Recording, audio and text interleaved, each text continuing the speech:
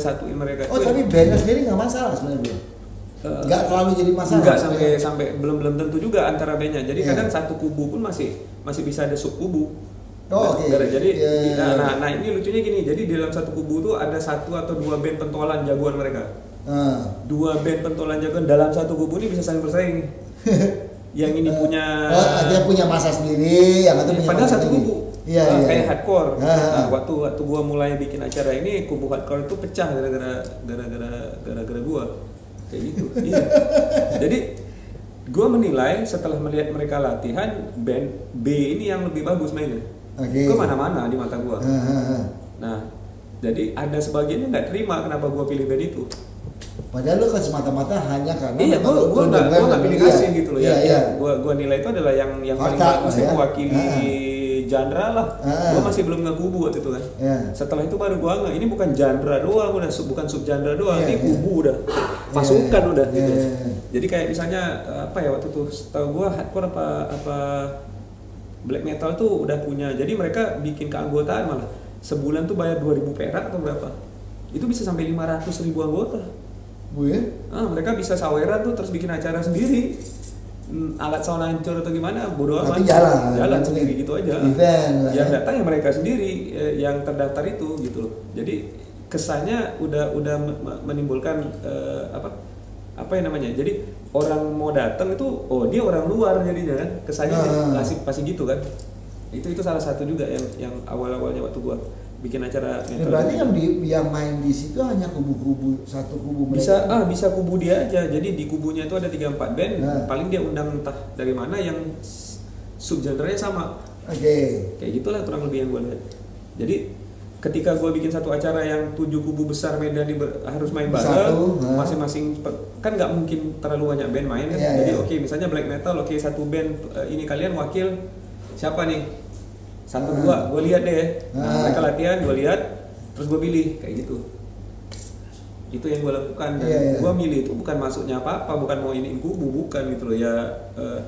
7 kubu udah 7 band soalnya kan. Belum lagi bintang tamu yang dari Jakarta. Lu sebenarnya kan pilihannya adalah pada bandnya, lu nggak. Bukan masalah kubunya sebetulnya. Sebetulnya.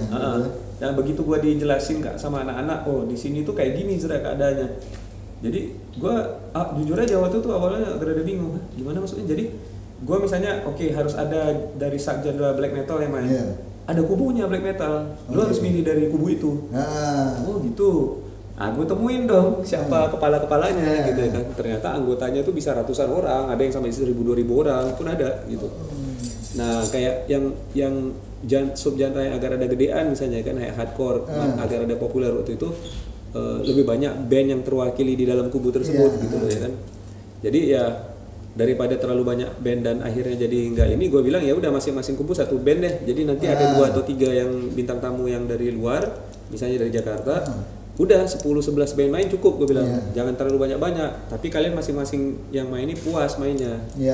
Jadi kalau terlalu banyak band masing-masing cuma 2-3 lagu ngapain, gue bilang gitu kan.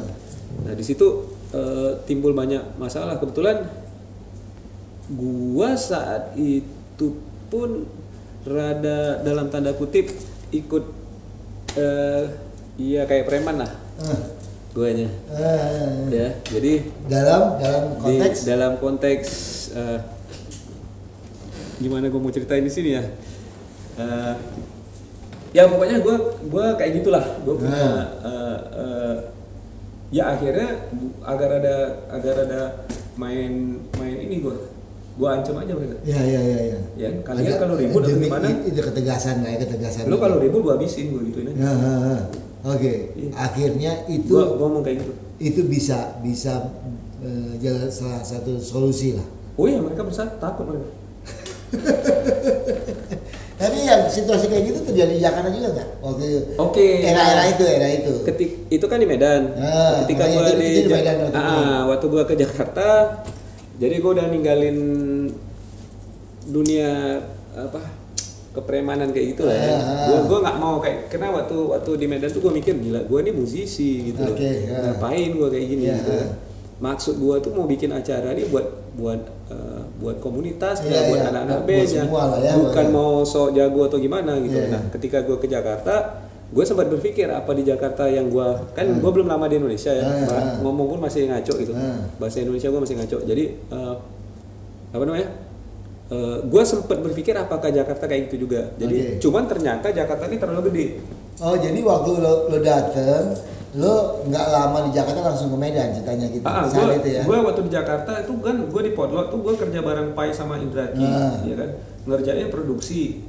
Rekaman. Jadi lu nggak terlalu gaul sebenarnya kalau keluar kan? Nggak beredar di lingkungan metal dan sebagainya gitu.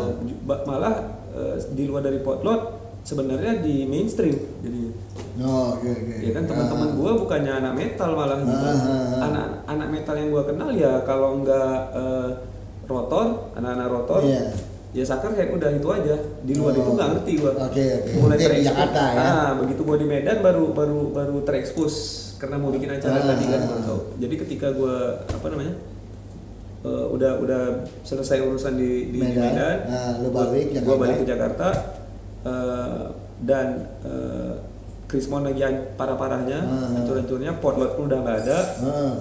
Akhirnya gue gabung di ada satu tempat teman, ada studio di situ dan di situ baru mulai ini lagi gitu loh, mulai dari nol lah, mulai dari nol lagi.